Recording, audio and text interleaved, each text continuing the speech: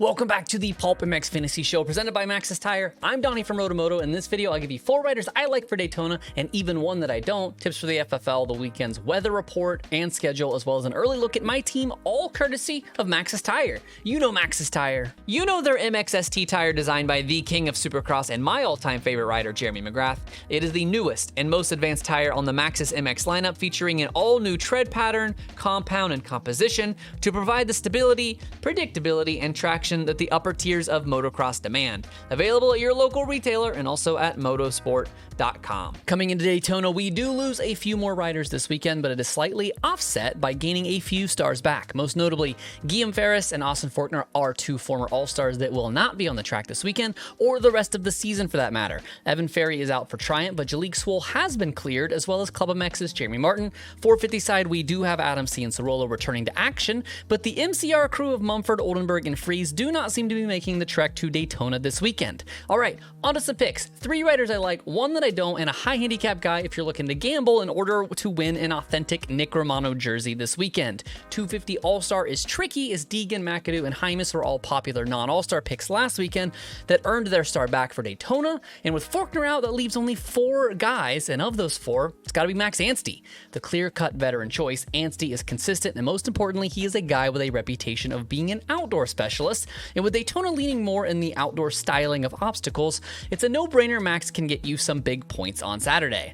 A double point 250 rider I like this weekend is Jeremy Martin. I don't blame you for being concerned with his injury, as he did miss a round last weekend, but he has been back on the bike and riding since before Arlington. Jeremy has raced on the beach 8 times in his career, landing on the podium in 6 of those, and with a worst finish of just 6th in 2014, this is this number 6's track, and with a lofty 1 handicap for the 2-time outdoor champion, he should only lose value from here. 450 side, the obvious all-star is Eli Tomac, but if you want to swerve, let's talk about Jet. I know this isn't exactly a wild pick, but while Eli has historic numbers at the venue over time, Jet is the one that has been the best in the past few weekends, going 1-3-4 since the Triple Crown, the only guy to finish top 5 in all 3, as well as one of only 2 guys to finish on the podium twice in the last 3 rounds. A guy that I do not love this weekend is Malcolm Stewart. Outdoors have never been kind to Malcolm, so Daytona shouldn't give him any more upside than usual, and his upside is already limited. His last 6 main gate drops have resulted in 11-10-9, 11-8-9 scores.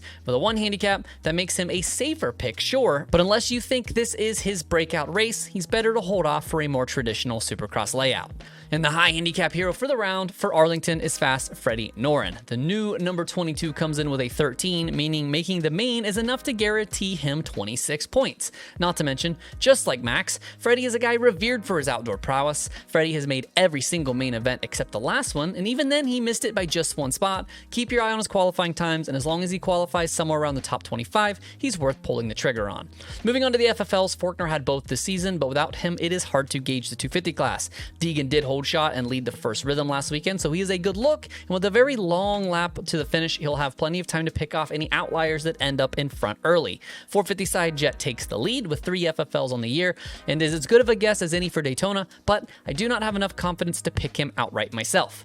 Mild Florida temps in the 60s all day, and it is worth noting that there is rain on the forecast, although as of Thursday night, it does not seem like enough to seriously impact the track and make it a mutter. If for some reason you have to pick and run without watching qualifying, I would just stick to factory and veteran guys and not get cute with high handicap guys to stay in contention. A true East Coast romp. Race Day Live kicks off at 1:30 Eastern, 10:30 a.m. Pacific. Twitter and Instagram will land the qualifying cheat sheet at 6 p.m. Eastern, just 1 hour before the picks log at 7 p.m. Eastern, 4 Pacific, and the gates drop just a few moments later.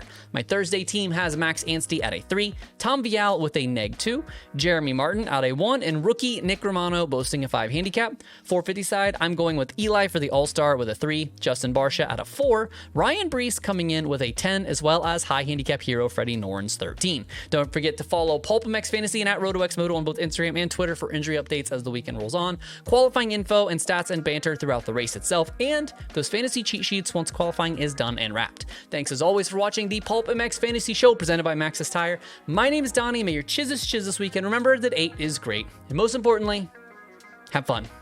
Good luck, y'all.